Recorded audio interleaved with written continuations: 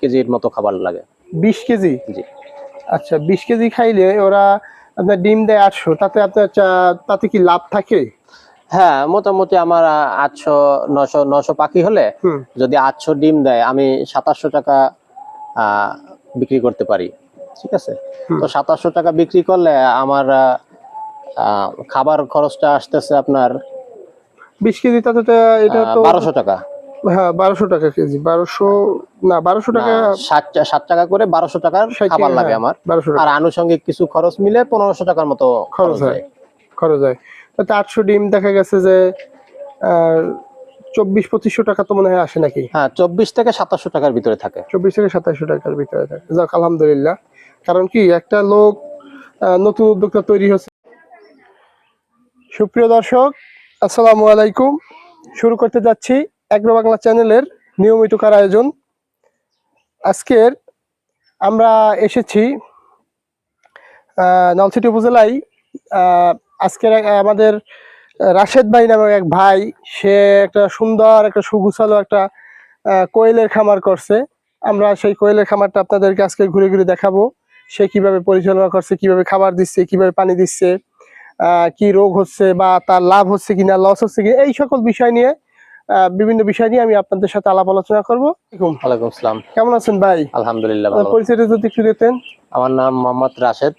ও, আপনার এই কোয়েল আর কি। দর্শক, আমরা এতক্ষণ যে বললাম যে রাশেদ ভাই আমাদের এলাকার, সে ভাই একটা কোয়েলের সুন্দর একটা ফার্ম করছে। সুন্দর। প্রথমে আপনার ভাই প্রথম বিজনেস কি ছিল, কি ব্যবসা ছিল আপনার প্রথম? আমি এর আগে পোল্ট্রি ফার্ম করছিলাম। পোল্ট্রি ফার্ম করছেন? পোল্ট্রি ফার্ম করার পরে 2 শেড পালার পরে কিছু লোকসানের সম্মুখীন হই। এরপরে আর কি চিন্তা ভাবনা করলাম যে কি করা যায়। তারপরে আমার মাথায় আসলো যে আমি একটা কোয়েল পাখির ফার্ম করে দেখতে পারি।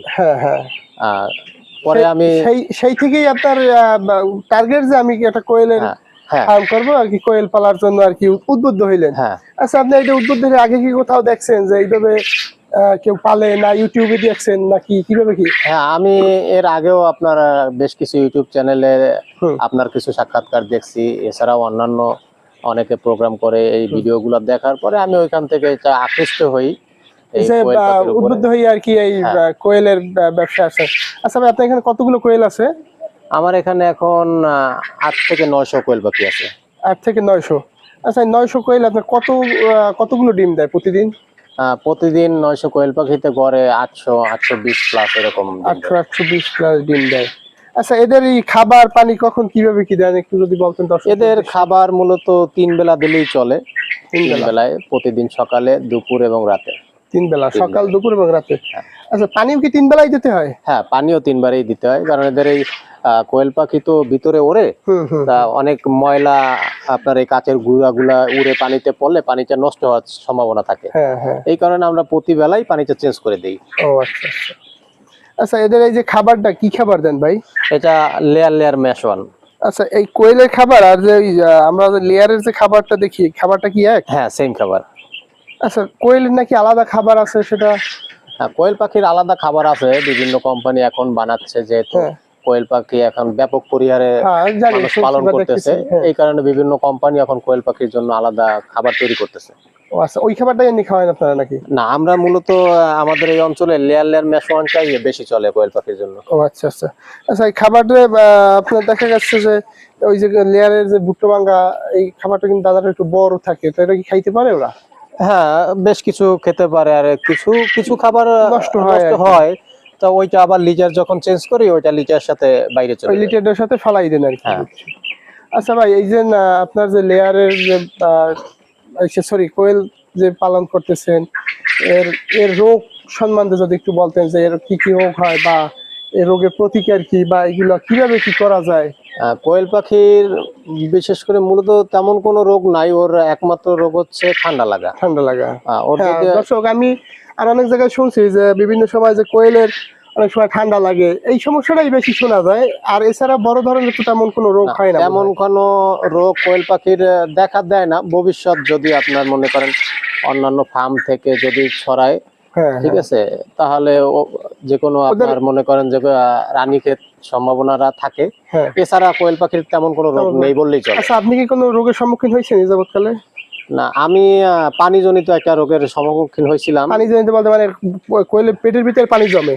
না, তাহলে? এটা হচ্ছে পানিবাহিত একটা রোগ। হ্যাঁ। আমি প্রথমে স্যালোর পানি খাওয়াইছিলাম, হ্যাঁ হ্যাঁ। ওই থেকে একটা পানিবাহিত রোগ সৃষ্টি হয়েছিল। যেমন কি রোগ হয়েছে এটা জানেন? যেমন ওই আমাশয় ছিল, হ্যাঁ ঠিক হ্যাঁ আছে, আমাশাটাই বেশি হয়েছিল। হ্যাঁ হ্যাঁ ওর চুনা পায়খানা ছিল, হ্যাঁ। এই বেশ কিছু পাখি মারাও গেছিল আমার। ও, ওই ওই ওই ওই কারণে আর কি। হ্যাঁ। বুঝছি। আচ্ছা ভাই, এই বাচ্চাগুলো আপনি কোথা থেকে সংগ্রহ করছেন? আমি এটা খুলনা থেকে আনছি। খুলনা জিরো বাচ্চা আনছেন, মানে ছোট বাচ্চা আনছেন হ্যাঁ, নাকি? আমি জিরো বাচ্চা আনছি একদিন বয়সে। একদিন বয়সে বাচ্চা নিয়ে এরপরে কতদিন পরে এটা ডিমে আসছে ভাই? আমার এটা ডিমে আসছে 38 দিন বয়সে 38 দিন বয়স থেকে ডিম দেওয়া শুরু করছে। শুরু করছে। এই এই থেকেই ডিম দেওয়া। আচ্ছা, এটা কতদিন পর্যন্ত ডিম দেবে? এটা ভালো যদি পরিচর্যা হয় তাহলে আপনার একটানা 18 মাস পর্যন্ত ডিম দেয়। 18 মাস পর্যন্ত ডিম দেয়। আর 38 দিন বয়স থেকে ডিম দেওয়া শুরু করে।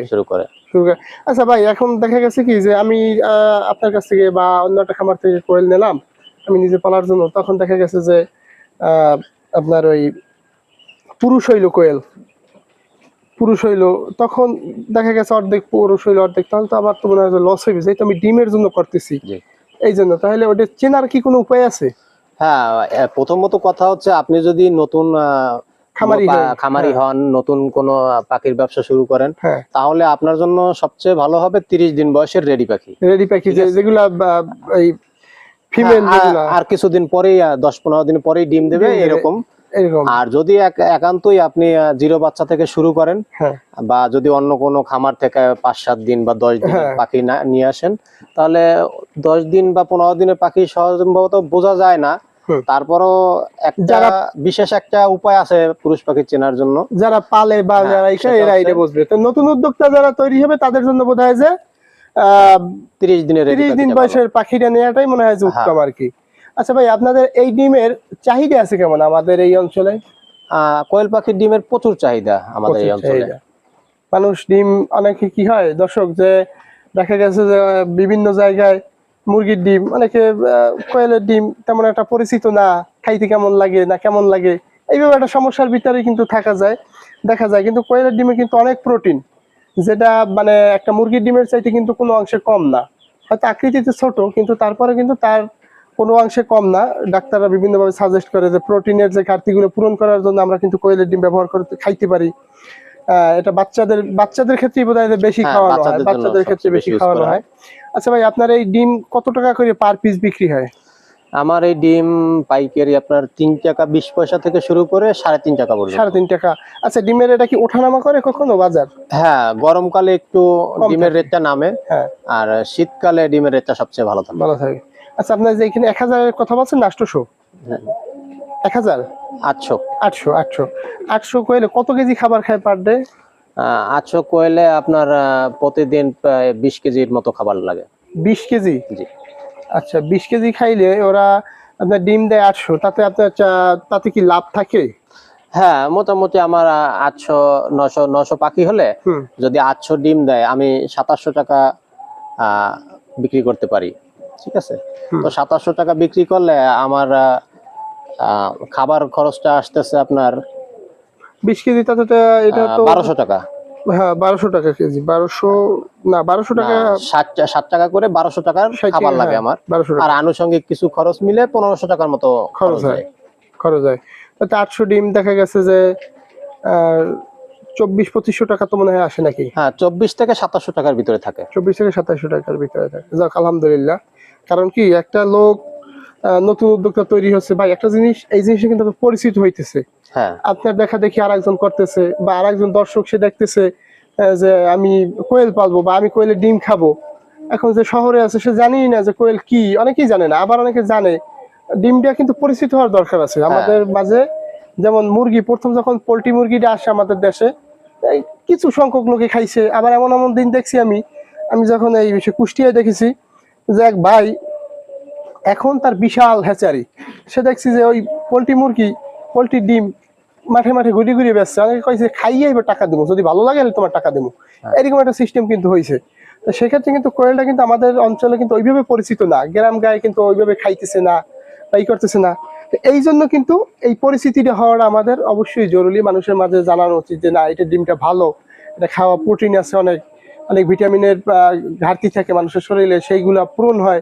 যাই হোক, আচ্ছা ভাই, এই যে কোয়েলটা দেখা গেছে যে আপনার তো ডিম দেওয়া শেষ 18 মাস, তখন আপনি এইটা কি বাজারে বিক্রি করা যায় নাকি? হ্যাঁ, এটা বাজারে বিক্রি করা যায়, অনেক হোটেলে মাংস হিসেবে তারা কিনে নিয়ে এটা যায়। আমি চট্টগ্রামে দেখছি অনেক জায়গায়, চট্টগ্রামের বিভিন্ন বিয়ায় রোস্ট হিসাবে কিন্তু রোস্ট হিসেবেও ব্যবহার করা হয়। বিয়ায় আপনার ওই মুরগির রোস্টটা করে না, বিভিন্ন জায়গায় দেখছি কোয়েলের রোস্ট আর কি হ্যাঁ। এইটা করে।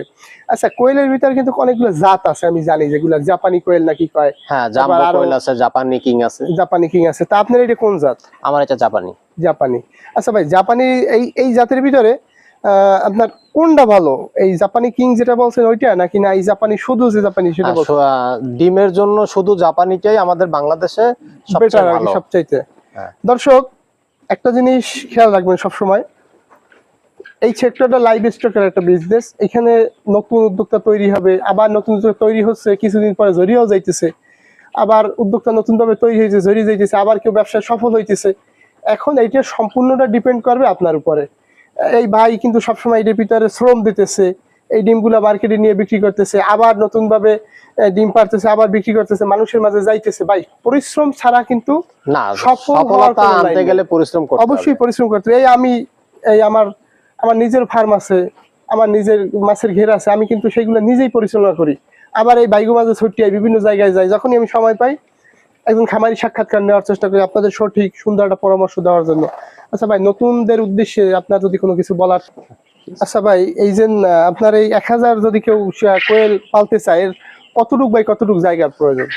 1000 কোয়েল পাখির জন্য আসলে আপনার শীতকালে হুম, 400 স্কয়ার ফিট জায়গা হলে 1000 কোয়েল পাখি 400 পালা স্কয়ার সম্ভব। ফিট যথেষ্ট। আর গরমকালের জন্য হয়তো একটু বাড়াইয়া গরমকালের জন্য 500 একটু স্কয়ার ফিট হলে বেশি হলে ভালো হয়। বেশি হলে মানে দৌড়ি যাতে করতে হ্যাঁ। পারে, লড়াচড়া করতে পারে। আচ্ছা, আর ঘর তো সবসময় উত্তর মানে পূর্ব পশ্চিম ঘর দিকে মুখ সবসময় করে, লম্বায় আপনার পূর্ব পশ্চিম দিকে থাকলে আপনার সূর্যের আলোটা ভালো পায় এবং হ্যাঁ। দক্ষিণা বাতাসটা পায়। বাতাসটা যাতে ভালো পায়, গরমকালে। এই দিকটা আর কি ভালোভাবে খেয়াল রাখা উচিত আমাদের। আচ্ছা ভাই, আপনার দর্শক তরুণ যারা আছে তাদের উদ্দেশ্যে যদি আপনার কিছু বলার থাকে, যে তারা। আচ্ছা, নতুন যারা এই কোয়েল পাখির ব্যবসা করতে চায় তাদের জন্য আমি একটা কথাই বলবো, যে চাকরির পিছনে না ঘুরে একজন উদ্যোক্তা হন। অবশ্যই, ঠিক আছে, ব্যবসার উপরে কিছু নয়, অবশ্যই, আপনি এই কোয়েল পাখির ফার্ম করে সফলতা অর্জন করতে পারেন। ঠিক আছে, অবশ্যই, একটু শ্রম, একটু মেধা যদি আপনি কাজে লাগাতে পারেন, তাহলে আপনার দ্বারা অনেক কিছু করা সম্ভব। যেমন আমি এই পোল্ট্রি ব্যবসায় লোকসান দিতে দিতে সর্বশেষ কোয়েল পাখির ব্যবসায় এসে সফলতা পেয়েছি। ঠিক আছে, তো আপনারাও আশা করি যদি এই কোয়েল পাখির ব্যবসা করেন বিফলে যাবেন না। ইনশাআল্লাহ। যাই হোক দর্শক, ভাই কথাগুলো শুনেও ভালো লাগলো। তার আজকে আমাদের সাথে সময় দিয়েছে ভাইকে আন্তরিকভাবে আমাদের চ্যানেলের পক্ষ থেকে আন্তরিকভাবে ধন্যবাদ জানাচ্ছি। আপনাকে অনেক অসংখ্য ধন্যবাদ। ভালো থাকবেন আসার ভাই। জন্য। দর্শক, এগ্রো বাংলা চ্যানেলের পাশে থাকবেন, চ্যানেলটি সাবস্ক্রাইব করে সকলেই চ্যানেলের পাশে থাকার চেষ্টা করবেন। ভালো থাকবেন, সুস্থ থাকবেন। আজকের ভিডিও এখানেই আমরা শেষ করছি। খোদা হাফেজ।